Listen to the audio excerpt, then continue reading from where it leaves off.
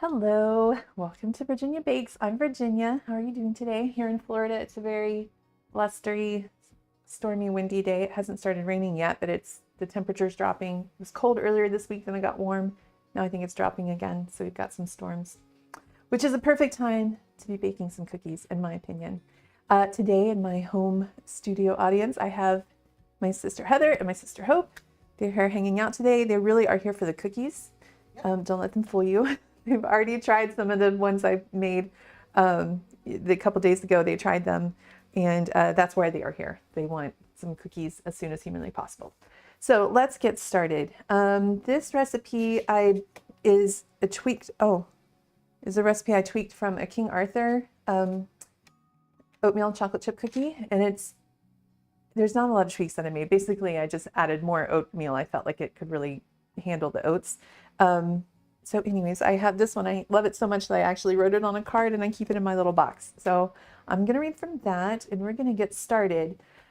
First, what you're going to want to do is have a cookie sheet with some parchment. Line it with parchment or a Silpat. If you have like a silicone baking mat, that works too, of course. I'm going to set that aside because I'm using my heavy mixer bowl with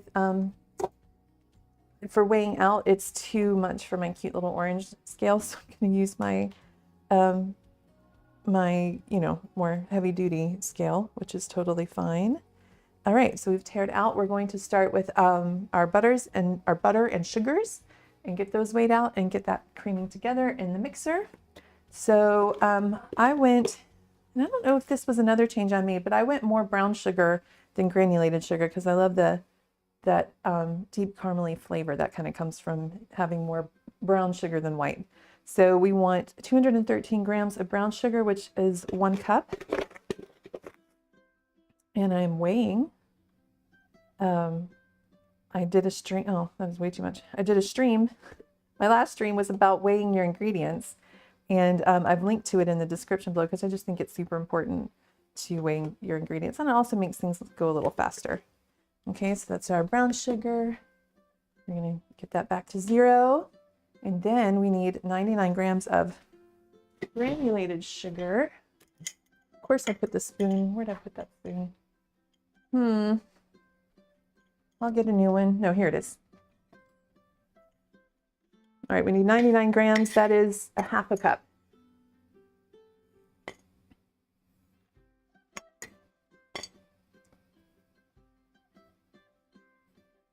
Here we go.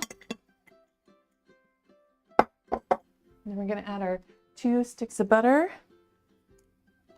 which is, what is 2 sticks of butter? 1 cup of butter, 16 tablespoons. And this is softened to room temperature, so I set these out a couple hours ago to get good and soft, and I want that chunk of butter. Okay, use those for a little resting spot. And onto the stand mixer. You can do this by hand if you want. It just will probably take a little longer because hand mixers aren't as powerful as the stand mixers. So we're gonna just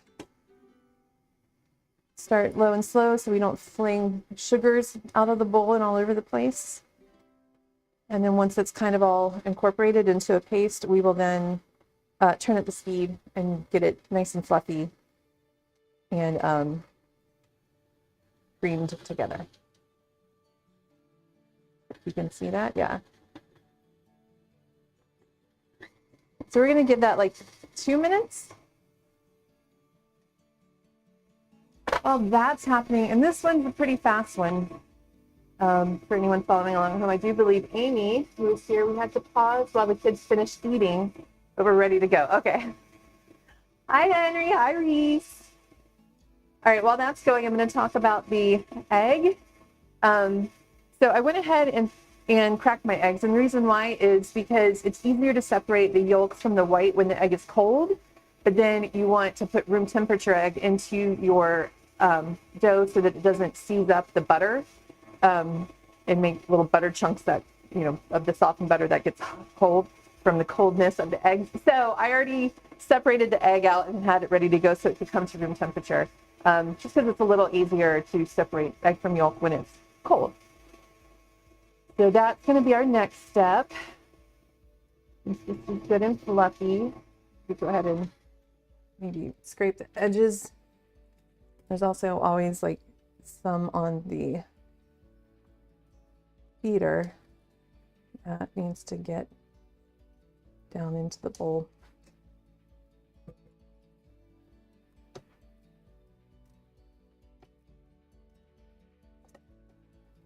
I always take my bowl off to scrape. Watch me make a mess.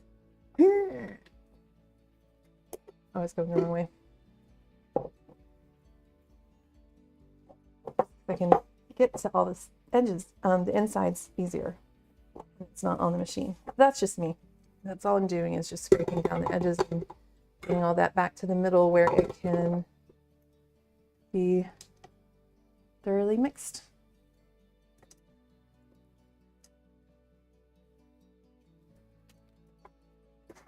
Give that another minute.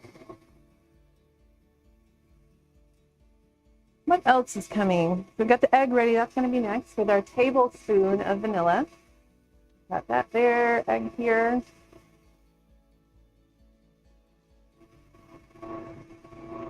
How are you today? Amy, how's it going over there? The kids just wake up from quiet time or something?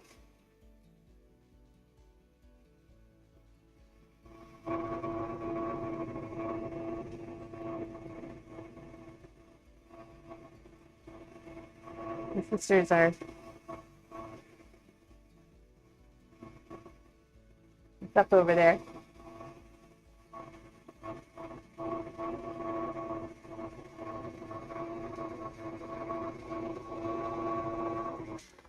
All right, we'll go ahead and add the egg and the yolk.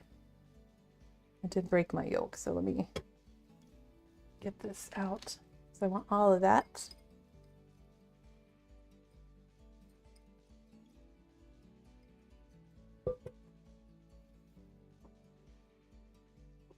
Okay, then we'll add our tablespoon of vanilla.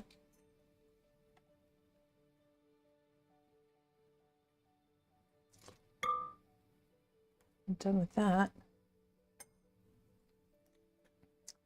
And then again, start low so we don't fling any of this liquid out.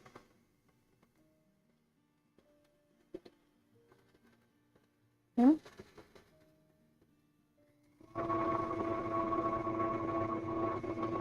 Let me get that mixed in, then I'll scrape the bowl again to get all of the buttery dough off the side. Let me see if I can do it without taking it off. I mean, can it be done? Yes.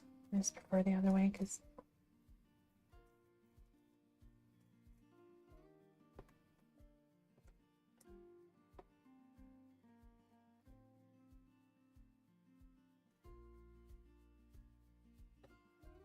okay. Oops. Yeah, that's on. Okay. All right, so these oatmeal cookies, by the way, you can mix in literally anything. Like if you're one of those oatmeal raisin cookie people, I am not. Put your raisins in here. Put some raisins and nuts in there. I'm sure that would be delightful if you like that sort of thing. This is just a great oatmeal cookie base that will kind of work with any combination of mix-ins. Okay, next is going to be our dry ingredients. So we need 240 grams of all-purpose flour. That's 2 cups.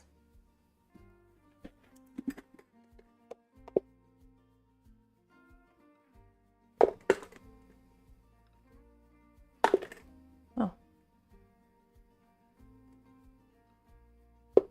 Okay. Then we're going to need 178 grams of oats right here. Here's my big spoon. Put that to 0. What did I say, 178? That is, what is that? Because my card that I go buy at home, it just has weights on it. So I have to look at my other notes for some of these. 178 grams, that's 2 cups. 2 cups of old-fashioned oats, which my understanding is that's the same as rolled oats. Not the same as steel cut oats.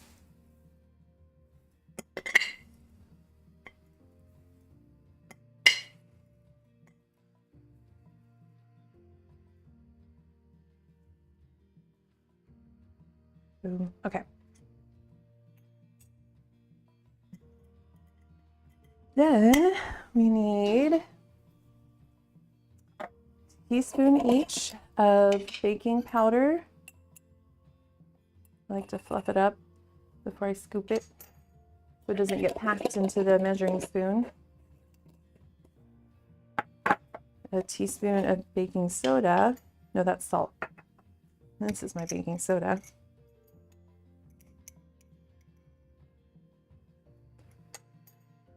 But it would have been fine because we also need a teaspoon of salt. I just was trying to do it in the order.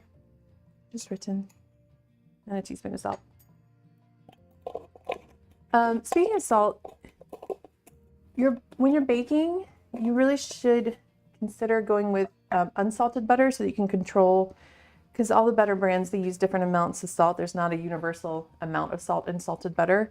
So you can control the salt content in your baking much easier if you're using unsalted butter. So I'm just going to stir this together before we add it to the wet ingredients so I can be sure that all that salt and baking powder and baking soda is incorporated into the flour instead of just kind of like in one spot. Because we're not going to, once I get this into the wet ingredients, we're not going to mix it a whole lot. So you want to do this step here.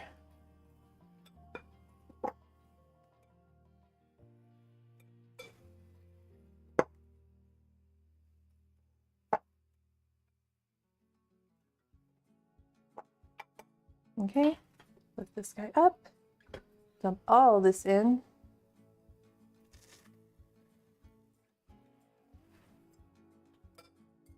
Yikes, mess, okay. And then just slow. You could do this by hand if you want, but definitely slow so you don't start flinging flour up and make a mess, unless you like that sort of thing. And then we're just gonna go long enough to get where we can see that the flour is incorporated. Okay, oh, I do need that bowl. We're going to use it for our mix-ins. Now, you can do all chocolate chips. I had bought this bag at Trader Joe's, caramel sea salt baking chips. And I've had it for a couple months, thinking I'd do something with it at Christmas time, and I never got around to it. And so, it's not good.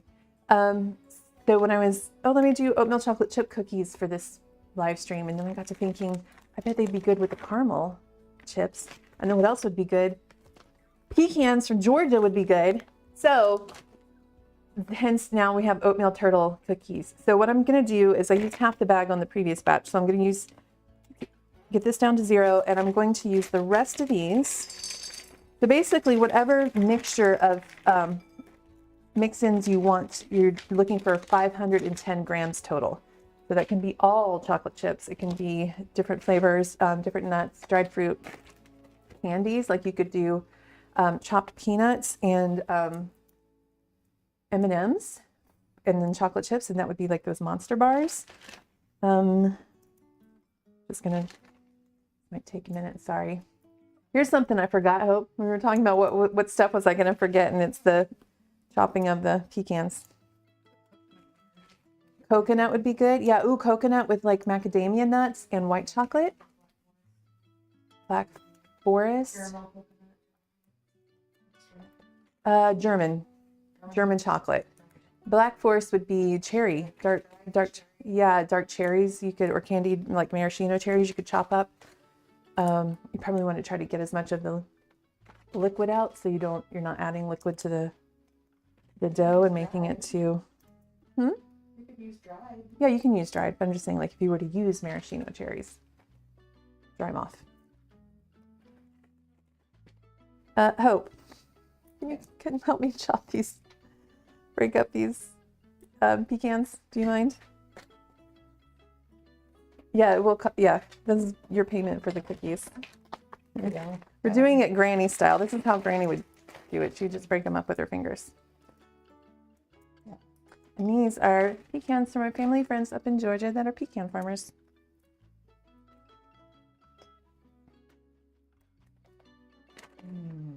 So we're up to 200 now. We're just going to use all these pecans, and then we'll make up the rest of the difference to the 510 with chocolate chips. Now, I normally do make these with all chocolate chips, and they're very chocolatey. So these are amazing. Well, these are amazing. And a typical, what's wrong? Oh, I don't think you can hear it from up here. That's fine though, thank you. A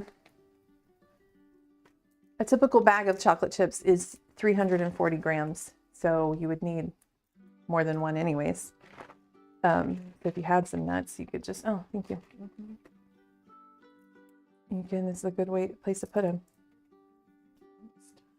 Okay, and then we'll top off the 510 with, oh no. I have a fear that I'm gonna like pull that apart and send chips all over the kitchen. So I'm gonna just cut it real quick. All right, so we're at 257, so 510 is what we're looking for.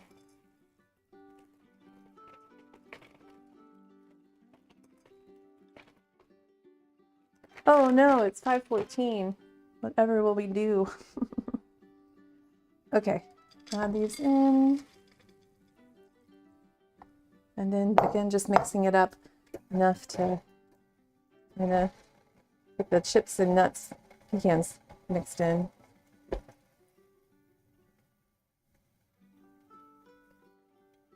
It's good. All right, let's make a space. Done. I'll use this here in a second. Need that.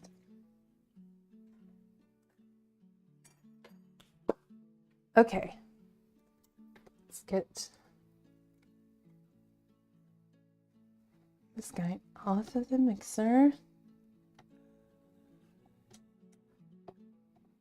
Oh, brutal. Finally made a live episode. Yeah, geez, bro. It's our brother. Granny was great about workforce management, had a dozen kids running around and she wasn't into idle hands. No, and learned lots of things in the kitchen from Granny. She wasn't having it. She had helpers and she was going to put us to work. Heather, what did Granny teach you in the kitchen? How to make biscuits. She taught Heather how to make her Granny's biscuits from scratch. So she passed on her biscuit recipe to Heather. I never liked it. I think we talked about this before. They weren't that good. But they were hers. Yeah, they weren't particularly good, but they were hers. They were full of butter and stuff. They were shortening. Too buttery. They were not too buttery. They were made with shortening. They were made with shortening. No measurements. They were all just by it was, yes, no measurements, all by feeling, which Corvus last stream was mentioning afterwards that Corvus, are you there? Gonna see if you could say what he was saying about how his mom's mother did everything by feel, like baking recipes, and so there was no way to pass on those recipes. Mm-hmm. You know, if you don't have the measurements. Yeah. Hope, what did Granny? Cornbread and dressing. Cornbread and dressing. Cornbread dressing and gravy. Yeah, you are the cornbread, and especially the cornbread dressing person in the family, and they're always so good. Okay, we're going to scoop these out. We do want to chill this dough and get it back to the butter, back to a hardened state to help with the baking process. If we don't do that, they'll be too soft and they'll spread really, really bad. Like how do I explain? Like before the butter in them, if it's softened from this stage and room temperature, like we're at right now, it will melt and the cookies will spread before the sugars can be crystallized into a shape, right? So we want to chill the dough at least 30 minutes. But the other really great thing about this is you can freeze this dough, which I will kind of show you. So basically what we're going to do, we're not baking these now. So I'm going to fill this tray with dough balls. And this, by the way, is a 2 tablespoon scoop, like an ice cream scoop. I measured 2 tablespoons fit in there. So you can, if you have something like this, great. You can just use a tablespoon measure and do it that way, or do it by heart. Just know that like the time and that I have listed on here is for this size cookie. So if you do something larger or smaller, you'll want to keep an eye on them and adjust the time that you're baking them. I would stop when the edges are turning brown, and the centers will still look kind of wet, but they'll continue sort of cooking on the sheet after you've gotten it out of the oven, and they'll set and be so chewy and gooey. So great. Okay, so in the other thing you can do, and start talking about, is freezing them. So that's what I like to do. So I don't have 3 dozen cookies sitting here staring me in the face at one time. I can spread them out. I need them over a few weeks and just bake as many as I want or need in the moment, like if family's coming over or if I'm just, you know, going to curl up on the couch with a good book and some cookies. So basically what you would do is you would fill this, you know, after this tray is filled with your cookie dough scoops, set it in the freezer on the tray. You don't need to cover it. Just set it in the freezer and for about an hour maybe, so that they get good and frozen. And then they won't stick to each other anymore. You'll be able to toss them into a bag and they won't stick to each other that way. Then you can just take out as many as you need and set them on a tray, and bake them then. So I've included the times for baking from chilled. Like if you want to bake all of these now, you would just put them in the fridge for at least 30 minutes to chill. And then you can spread them out onto some additional cookie sheets and bake them from chilled. And that was, I think, what did I say, 12 to 14 minutes? And then from frozen, it's like 13 to 15 or 14 to 15. Yeah. So I'm not going to take the time to scoop all of these right now on camera, but basically we're done. The cookie dough is ready to go and do our thing. So I have some cookies and some sisters ready to try. Here they are. They're so, they smell really good. So we've got 6. That's 2 each. No. Heather, you coming? 5 for me. You're gonna wait? Heather says you can have her cookies. Oh, I will have her cookie. Just kidding. All right, so let's try our cookies here. See how we did. I mean, I know how we did because I've already had. Yeah, they're so good. Heather's gonna try one.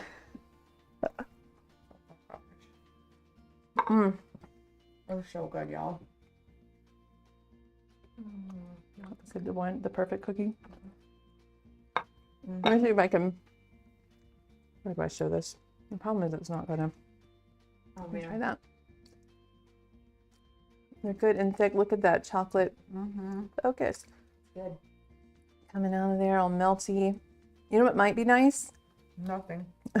Is a little sprinkle of like Maldon sea salt on top to sort of maybe. complement that salted caramel chocolate, not chocolate, salted caramel chip that we included. Oh my goodness.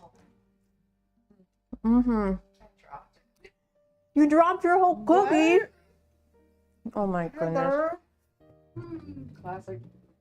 Classic Heather. Ooh, I got the salted caramel bit. Man down. Okay, Amy. That's me, y'all. That's Hope taking another cookie. Amy is going to be making these today with, that's another sister. She's with another sister, Charity, in Denver. So I made a version of, I had made adjustments to it so that that's suitable for high altitude.